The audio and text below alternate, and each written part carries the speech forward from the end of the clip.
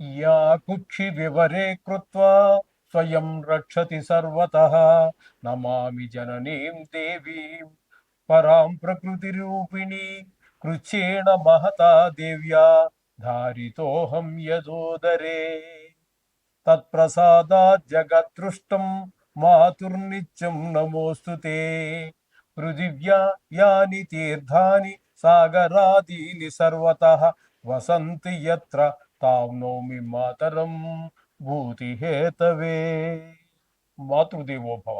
July నెల 2026 సంవత్సరం గోచార ఫలితాలు ఇప్పుడు మనం చెప్పుకోబోతున్నాము. నోటికి ఏదొస్తే అది చెప్పటం ఉండదండి మా దగ్గర. ఏదో లక్షలు వస్తాయి, కోట్లు వస్తాయి, నాది గ్యారంటీ, రాసి పెట్టుకోండి, బల్ల గుద్ది చెప్తున్నాను, ఇట్లాంటి మాటలు ఏమీ ఉండవండి. శాస్త్రం ఎంతవరకు చెప్పిందో అంతవరకే. మిమ్మల్ని సంతోషపెట్టడం కోసం ఏదో ఒక స్త్రీ మీ జీవితంలో ప్రవేశిస్తుంది, ఇట్లాంటివి ఏమి ఉండవండి. శాస్త్రం అంటే శాస్త్రమే. దానికోసమే మేము ఛానల్ ఓపెన్ చేసింది కూడా. కాబట్టి మీరు సశాస్త్రీయమైనటువంటి ఫలితాలు తెలుసుకోవాలనుకుంటే మా ఛానల్ని మీరు సబ్స్క్రైబ్ చేసుకోండి. కుంభరాశి వారికి జూలై నెల 2026 సంవత్సరంలో గోచార ఫలితాలు ఏ విధంగా ఉంటాయో సశాస్త్రీయమైన పద్ధతిలో మనం తెలుసుకునేటువంటి ప్రయత్నం చేద్దాము. కుంభరాశి వారికి జన్మంలో రాహువు అనుకూలమైన ఫలితాలు ఇవ్వడు, ప్రతికూలమైన ఫలితాలు ఇస్తాడు. ఎక్కువ చెడు ఆలోచనల వైపు, చెడు వైపుకి ఎక్కువ మలుతూ ఉంటుంది. అలాగే రాహు గ్రహం అనుకూలంగా లేకపోతే మనకి ఈ విషక్రిములు అంటే జెర్రులు, తేళ్లు, పాములు, అట్లాగే దోమలు కూడా చెప్పుకోవచ్చు. ఎందుకంటే వాటి వల్ల కూడా చాలా రోగాలు ప్రబలుతూ ఉంటాయి. బల్లులు ఇట్లాంటి వాటి వల్ల చాలా చికాకులు కలిగే అవకాశం కూడా మనకి రాహు వల్ల కలుగుతూ ఉంటుంది. ఇక ద్వితీయ స్థానంలో శనిగ్రహ సంచారం, దీనిని ఏలినాటి శని అంటారు. ద్వితీయ స్థానం అనేటప్పటికీ మనకి ధనము ఇబ్బంది కలిగించేటువంటి పని చేస్తాడు. అలాగే మాటలో కఠినత్వం ఉంటుంది. కుటుంబంలో ఆహ్లాదకరమైన సంతోషకరమైనటువంటి వాతావరణమే కనిపించదు. నేత్ర వ్యాధుల వరకు కొంచెం ఎక్కువ ఇబ్బంది పెట్టే అవకాశం కూడా శని వల్ల కలుగుతూ ఉంటుంది.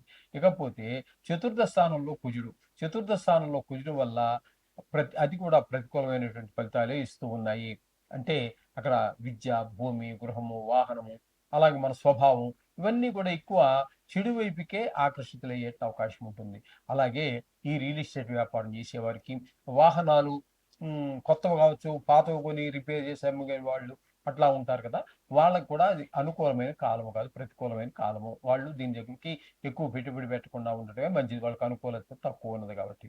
ఇక రవి యొక్క సంచారం తీసుకున్నట్టయితే రవి 16 రోజుల పాటు 5వ స్థానంలోను సంచారం చేస్తున్నారు.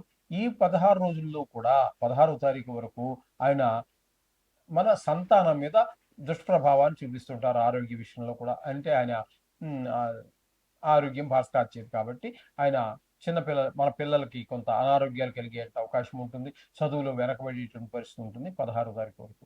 తదుపరి అంటే మిథునం నుంచి కర్కాటకంలోకి సంక్రమణ చేస్తున్న 17 నుంచి నెలాఖరు వరకు 6వ స్థానం అవుతోంది. కాబట్టి 6వ స్థానంలో ఆయన చాలా చక్కటి ఫలితాలన్నీ ఇస్తాడు.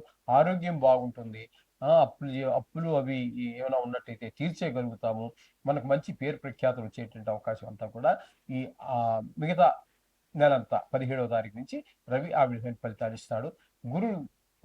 బుధుని తీసుకోవాలి. బుధుని తీసుకున్నట్టయితే 5వ స్థానంలో ఒక 11 రోజులు 2 విడతలుగా ఉంటారు. 5వ స్థానంలో మాత్రం ఆయన కూడా సంతానం మీద చెడు ప్రభావాన్ని చూపిస్తాడు. ఇక మిగతా రోజులన్నీ కూడా మనకు బుధుడు 6వ స్థానంలో సంచారం చేస్తారు. 6వ స్థానంలో వచ్చినప్పుడు ఆయన కూడా అనుకూలమైన ఫలితాలు ఇస్తారు. ఆరోగ్యం బాగుంటుంది. అప్పులు ఏమి కావాలంటే తీర్చేయగలుగుతాము. అట్లాగే మంచి పేరు ప్రఖ్యాతులు వచ్చే అవకాశం ఉంది. ఎవరితోటి మిత్రత్వం పెరుగుతూ ఉంటుంది. ఈ విధమైన పరిస్థితి అంతా కూడా మనకి బుధుడి వల్ల కలుగుతుంది. ఇక శుక్రుని యొక్క సంచారం తీసుకున్నట్టయితే 4 రోజుల పాటు 6వ స్థానంలోను, తదుపరి 5వ తారీఖు నుంచి నెలాఖరు వరకు 7వ స్థానంలోను. శుక్రుడు పూర్తిగా అశుభుడు. 6వ స్థానంలో కానీ 7వ స్థానంలో కానీ శుభ ఫలితములు ఇవ్వజాలడు. 6లో ఉన్నప్పుడు మనకి ఈ కొంచెం అనారోగ్యాలు చేయటము, అలాగే రుణం ఉన్నా కూడా ఈ తీర్చలేని పరిస్థితి, కొంత శత్రువులు ఏర్పడటం, కలహాలు ఏర్పడటం, ఇవన్నీ అపకీర్తి ఏర్పడటం జరుగుతాయి. 7వ స్థానంలోకి వచ్చిన తర్వాత అక్కడ భార్యాభర్తల మధ్యన, భాగస్వామ్యుల్లో వ్యాపారం చేసుకునే వారి మధ్యన ఇబ్బందికరమైనటువంటి పరిస్థితులు ఏర్పడుతూ ఉంటాయి ఈ శుక్రగ్రహం వల్ల. ఇక గురువు 6వ స్థానంలో సంచారం. గురువు 6వ స్థానం సంచారం ఏ మాత్రమో శుభ ఫలితములను ఇవ్వజాలదు. అక్కడ ఆయన వల్ల ఇంట్లో రోగాలు, వ్యవహారం అంతా ఉంటుంది. అప్పులు చేయవలసిన పరిస్థితి ఏర్పడుతుంది. డబ్బులు కొంచెం కటకటలాడాల్సినటువంటి పరిస్థితి ఏర్పడుతూ ఉంటుంది. అపకీర్తి ఇలా అవన్నీ. ఇకపోతే 7వ స్థానంలో కేతు సంచారం. ఇది భార్యాభర్తల మధ్యన కీచులాటకు, జాయింట్ వ్యాపారం చేసే వారి మధ్యన ఇబ్బందికరమైనటువంటి వాతావరణం ఏర్పడడానికి ఒక సమయం. ఇటువంటి గ్రహచారం అంతా ఈ విధమైన ఫలితాలు ఉన్నాయి. కాబట్టి వీరికి రాహు బాగలేడు, శని బాగలేడు, కుజుడు బాగలేడు, గురువు బాగలేడు, పెద్ద గ్రహాలు. రవి పాక్షికంగా మాత్రమే బాగున్నాడు. బుధుడు మనకి 5-6లో కాబట్టి ఆయన కూడా పాక్షికంగానే ఉన్నారు. శుక్రుడు పూర్తిగా వ్యతిరేకంగానే ఉన్నారు. కేతువు కూడా అనుకూలత లేదు. కాబట్టి చాలా గ్రహాలకు కొంచెం ప్రతికూలత ఎక్కువగా ఉన్నది. కాబట్టి జాగ్రత్తగా మీరు రోజు నవగ్రహ మంత్రం చేసుకుంటూ మీరు మీ వంతుగా మీరు ఏం చేస్తారంటే అనవసరమైనటువంటి ఖర్చులు తగ్గించుకోండి. ఆర్థికమైనటువంటి ఇబ్బందులు ఎక్కువగా కనబడుతున్నాయి కాబట్టి. అలాగే ఆరోగ్యం పరమైనటువంటి జాగ్రత్తలు కూడా తీసుకోవలసి ఉన్నది.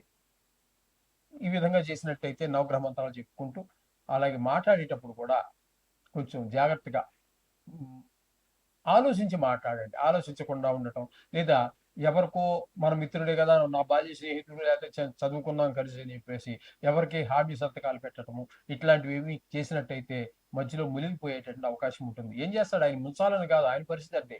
ఆయన మునిగిపోతాడు, మనం మునిగిపోతాం. అంచేత అటువంటి వాటికి కొంచెం దూరంగా ఉన్నట్టయితే కాస్త మంచి ఫలితాలు పొందేటువంటి అవకాశం ఏర్పడుతుంది. శుభం భూయాత్.